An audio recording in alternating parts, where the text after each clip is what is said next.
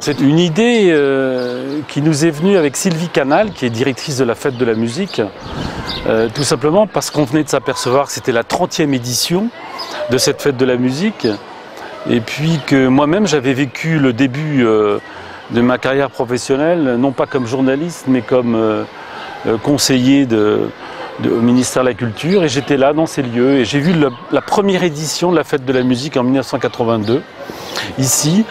Et on imagine bien que ce n'était pas possible de penser que 30 ans après, cette fête existerait encore, et elle existe. Et ça méritait de revisiter toute cette histoire très particulière. On a rarement vu dans l'histoire des nations et dans l'histoire des États des ministères imposer des fêtes. Et là, Jack Lang, quand il a lancé cette fête, avec Christian Dupavillon et Maurice Fleuret, deux personnages essentiels dans le dispositif.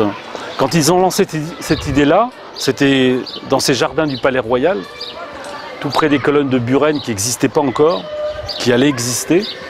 Et là, il y a eu une ferveur, il y a eu quelque chose d'assez mystérieux, d'assez énigmatique qui s'est produit entre des gens qui voulaient pratiquer les instruments, qui voulaient entendre de la musique, et puis une envie de communier avec des musiciens et les musiques.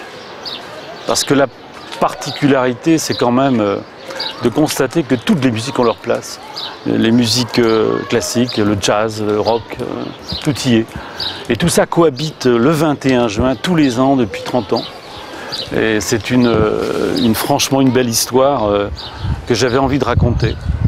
Et je l'ai fait à partir de témoignages, à partir de documents que Jack Lang a bien voulu me confier, et puis évidemment de toute cette presse, de tous ces musiciens qui m'ont confié à la fois leurs états d'âme et aussi leur bonheur, Jacques Higelin, Vincent Delerme, le Quartetto Cedrone, un tas de musiciens qui ont des souvenirs précis de cette fête.